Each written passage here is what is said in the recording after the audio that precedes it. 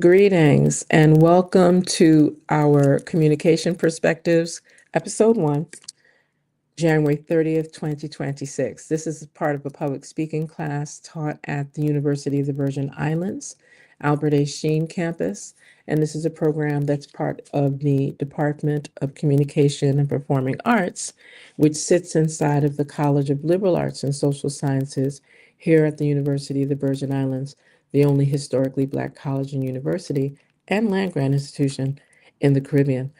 I get the honor and privilege of serving not only as the adjunct professor teaching this course, I'm Dr. Chinsira Davies Kahina. I also get the joint privilege of serving here at the University of the Virgin Islands as the director of the Virgin Islands Caribbean Cultural Center. So, with that, I'd like to open up the conversations. We have students that are learning public speaking, and we use these particular podcast opportunities for them to share a minimum of 60 seconds of information that they find of interest and that they're comfortable speaking about. So let's start with Miss Abed. Good morning. I have a little short 1 minute speech here about livestock farming in the Virgin Islands that I just wanted to share with you guys. So, livestock farming in the Virgin Islands may not be as big as it is on the mainland, but it's just as important here. Agriculture, especially livestock, has always played a role in our history and is still important for our food system and our future. What a lot of people don't realize is that two livestock breeds actually originated right here in the Virgin Islands. Local cattle were developed in St. Croix in 1918 and are well adapted to our hot climate. Then, in the 1960s, the St. Croix white-haired sheep was developed, known for being heat-tolerant and low maintenance. These breeds show that livestock farming can work well in our environment. Today, livestock farming in the territory includes beef cattle, sheep, goats, swine, some meat rabbits, and a small amount of broiler production. Even though these operations are small, they still contribute to local food production. With about 97% of our food being imported, continuing to improve livestock farming in the Virgin Islands is really important. Supporting local farmers can help reduce that dependence while also improving food safety, food security, and the overall health of the community. Thank you. Fantastic. That was wonderful. We're really grateful for that presentation. That was you made everybody proud. You made everybody proud. So let's go to our next student of the COM 120 course. That's Mr. Beaupierre. Let's welcome Mr. Beaupierre. Thank you. Good morning. My name is Kalen Bopier. I'm a business management major at the University of the Virgin Islands. And today I just want to speak about the normalization of homicides in the USVI. So the issue I feel I could speak to the most is how normalized homicides are in the VI. I picked this one because it's a growing issue that's been affecting the community for decades now. Now, with the presence of social media, killing is glorified, and as well as posting with guns and drugs. Gang members make songs bragging about how much guns and ammunition they have, as well as how many people they killed. People are out here supporting criminals and they don't even care about it. People think the songs sound catchy, but the same songs that they listen to gets them pressed in the streets, beat up, or even killed. Gang members make this music to taunt rival gang members, but end up self snitching, and the police down here still don't do anything about it. This makes me sick, honestly. Too many people are being gunned down in the community. Every other day, there's a new killing, and the reaction we all give is, well, that's not new. We need to stop the normalizing of homicides in the VI, or it will be the downfall of these islands. Thank you. Thank you very, very much for that as well. Very, very profound commentary. Really profound commentary. I can only say we really do hear you and don't think that you're not being listened to. So thank you for that. Ms. Powell. Hi, good morning. My name is Cristalia Powell, and the main thing that I'm talking about is the lack of government funded activities that we have here in the US Virgin Islands, specifically St. Croix. I know it's a common thing in other islands, for example, Grenada. My mom graduated early. She graduated at 15, but she was too young to get a job. So, what she was able to do was join different programs. There was baking, basket weaving, arts and crafts, um, certain things about developing your lifestyle. Those things were government funded activities that people did not have to pay for and was available to those who basically had a lot of time on their hands and they were just idle at home. So what I feel like the USVI should do is that since we have a lot of funds that does not get completely used, we should allocate that towards activities that young people, adults, children, elderly, those who don't have things to do, we should allocate those funds into proper programs that can occupy the people and give them a purpose, things to do. Thank you. Wow. I'm telling you, you all are like cooking with gas today. This is fantastic. I'm really appreciative of the variety of content that you've shared and the things that you are really moving in a direction of passion about because it allows you to create informative speeches, persuasive speeches, as well as those that are entertaining and sometimes humorous, or maybe they have to be really serious, so serious so that it affects change. So thank you. Miss Armstrong, I need you to just move into the frame. Thank you very much. Okay, good morning. My name is Kinara Armstrong, and my speech is about autism. It is entitled Different, Not Less. Autism spectrum disorder affects how people communicate, learn, and interact with others, and it looks different in every individual because it is a spectrum. Some people with autism may face challenges in social situations or sensory environments, while others may communicate or learn in unique ways. At the same time, many individuals with autism have powerful strengths such as creativity, strong focus, honesty, and problem solving skills. Autism does not define a person's intelligence or potential, it simply means that their brains work differently. By choosing kindness, understanding, and acceptance, we can create a more inclusive world. Being different does not mean being less. Thank you. Wonderful. Thank you for you sharing. I like being able to bring something out that also allows for you all to share your own perspectives of your skills, your talents, your expertise, and to speak and speak with strength, speak with that affirmation that I have a voice and my voice matters, right? It's really important we gather that. As we go through our agenda, Ms. Tizadi. Let's welcome Ms. Tizadi to our platform. Good morning. My name is Addis Tazadi. Okay, we're not hearing you. Can you hear me now? No? Yes? Okay. I can hear you. Okay. Good morning. My name is Okay, Addis. something happened with the sound, and that's not something I can, right? It's your mic, let's make sure. Let's make sure that we unmute you need to unmute your mic. She's unmuted on my side. I can hear her. Yeah, we can hear her. I could hear it. Unsure, what we can do, Ms. Tizadi, is we're gonna go to Donowa, Mr. Donowa, come out of the platform and come back in. It might reset the settings, something minor, okay? We're looking forward to you returning. Thank you. Mr. Donovan? Good morning. My name is Kain Donovan. I'm Uh-oh. I'm an accountant major, and the topic I would like to Wait a cover. second, pause. I'm not hearing you. Give Miss me a second. Dr. Kahina?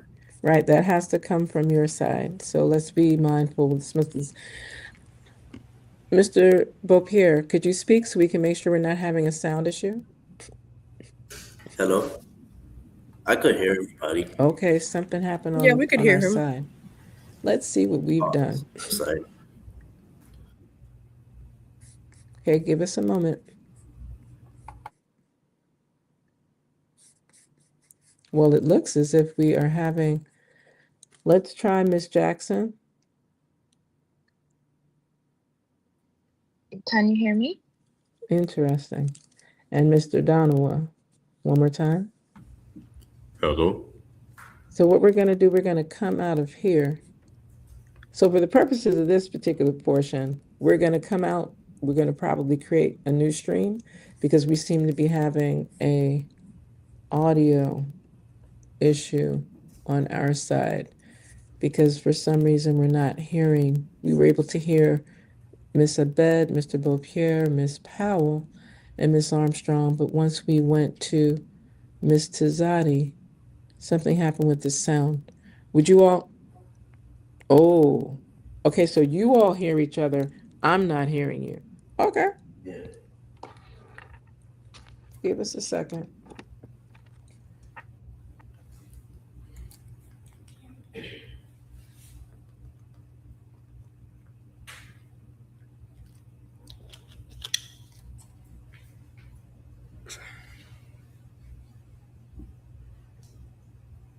We can't hear you. No, we can't hear you.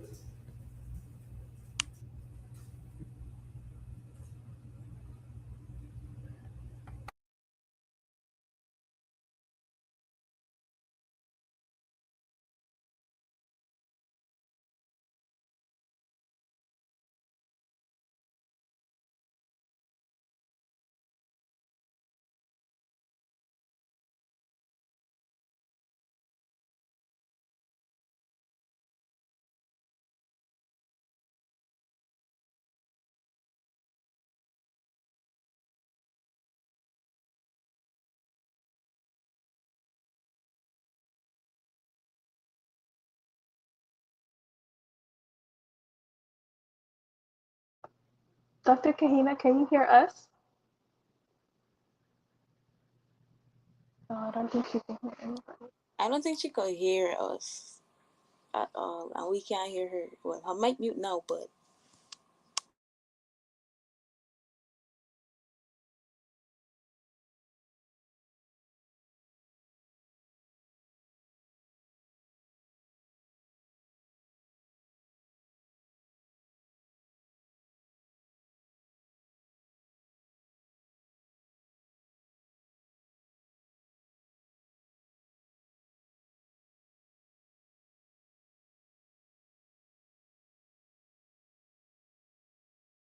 Tasadi, she's telling you that it's your turn, that we'll just continue the broadcast.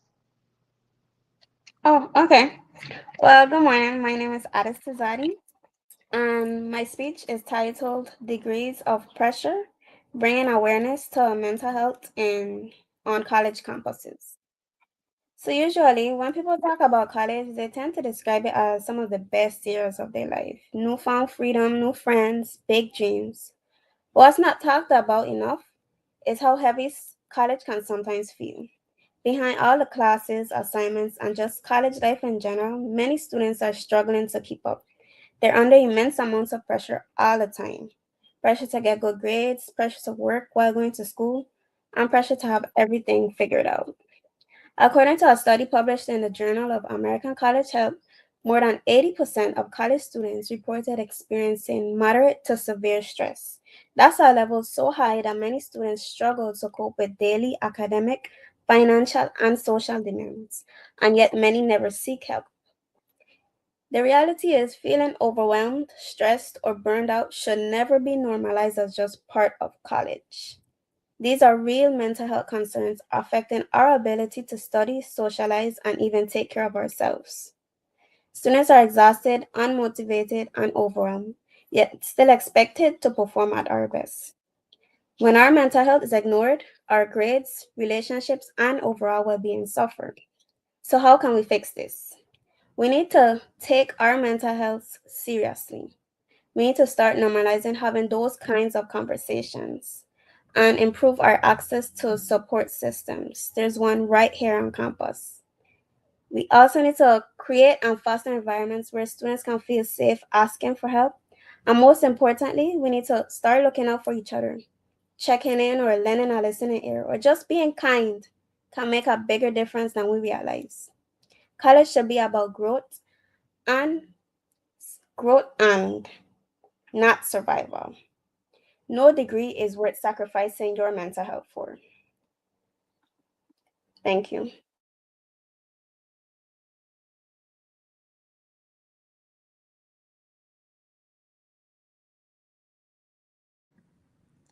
Are you able to hear me now? Yeah. Fantastic. So let's move to Mr. Donowa. Thank you very much, Tizadi. That was really informative. We're grateful. Good morning. My name is Cain Donowa. I'm an accounting major at the University of the Virgin Islands. And the topic I would like to cover today is can the violence in video games be responsible for criminal acts or aggressive behavior? In my opinion, I believe the violence in video games can potentially drive you to do criminal acts if you lack self awareness, self control, and emotional maturity. This means an individual with these traits consuming and playing these games on a daily basis may one day enact those violent tendencies they see in the game and do it in a real life situation. Adults who play violent video games should know for right from wrong unless they have mental disorders and might copy these same actions they see in the game. However, these mental disorders can be treated with active therapy to help restore their mental state. As for children, especially those who are troublesome, can consciously be aware of the things they're doing, but they still do it anyways because they simply either don't care or their parents are not monitoring them. It's important to monitor your children and the type of content they're playing on these type of games because it could be detrimental to their mental health and you may see shifts in their normal behavior over time due to excessive gameplay, especially in these violent video games.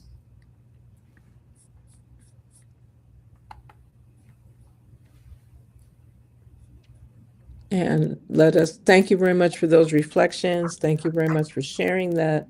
And as we move to our next person, let's remember that we're looking at how we can speak about these things so that persons are listening and that there's a call to action in how we're engaging with these conversations. So we want to thank you again for sharing that, Mr. Donowa. And we're going to move now to Ms. Jackson.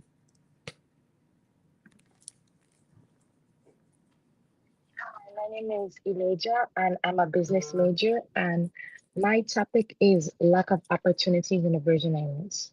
Some issues that are important to me all relate to the lack of opportunity and resources. This includes limited educational resources, limited career and economic opportunities, and unequal access to support systems in the community.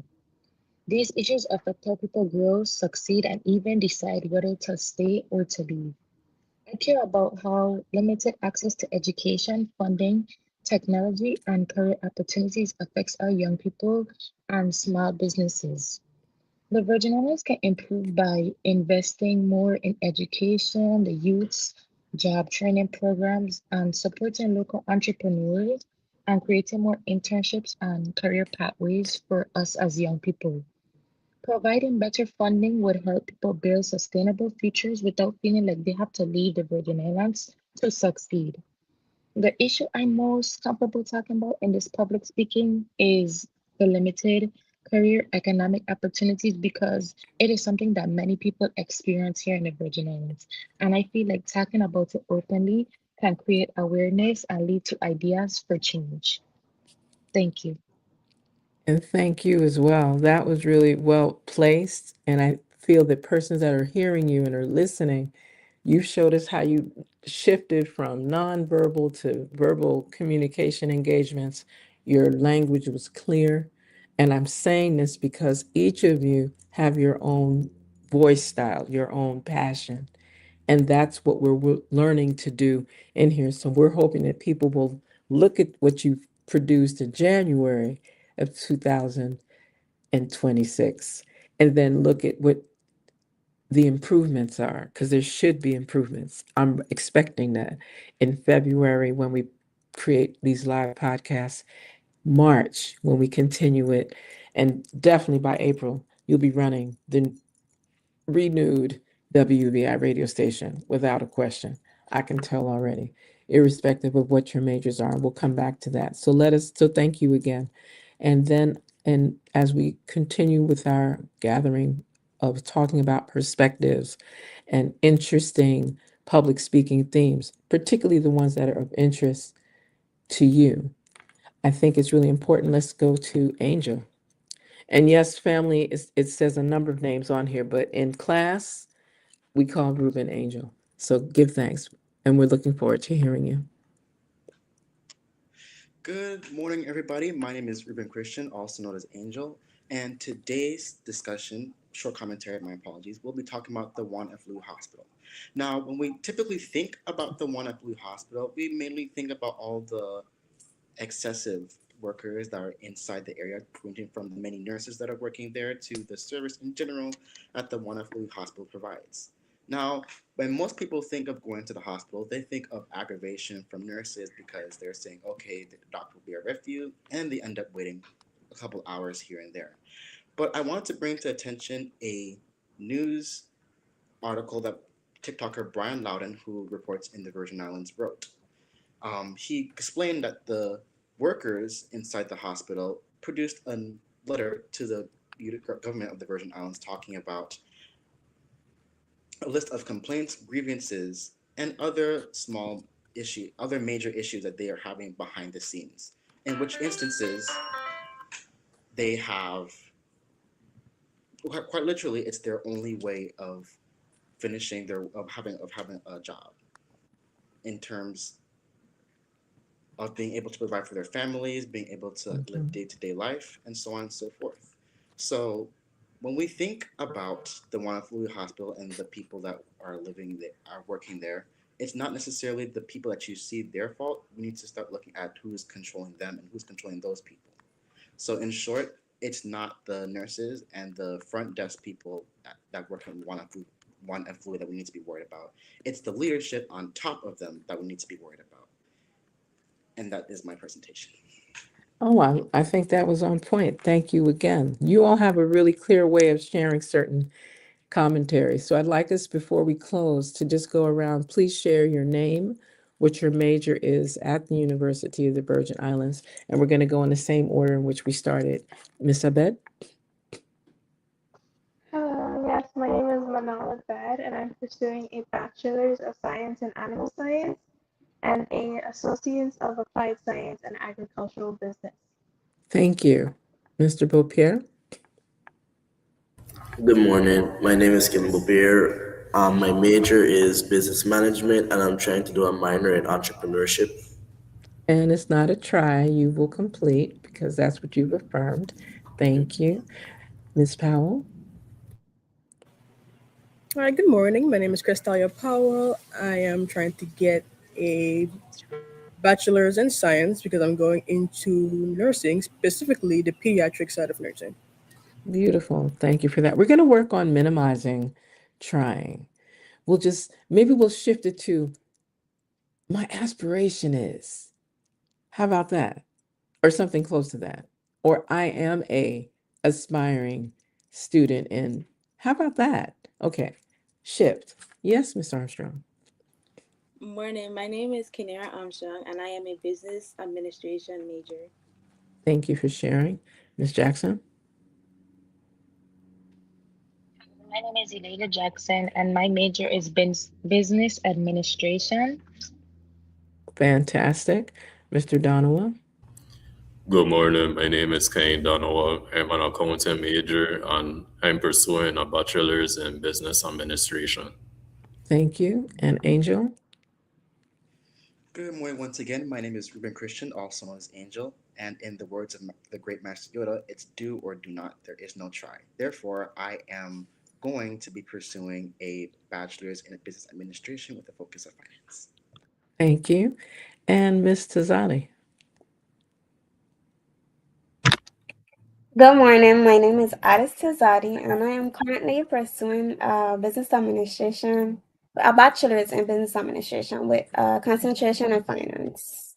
Well, I want to thank each of you that were able to be part of this episode 1 of our Communication 120 public speaking course. Want to thank the awesome listeners and viewers that are supporting, investing, promoting, teaching, co-teaching, engaging, interning, providing some real powerful range for our students here at the University of the Virgin Islands.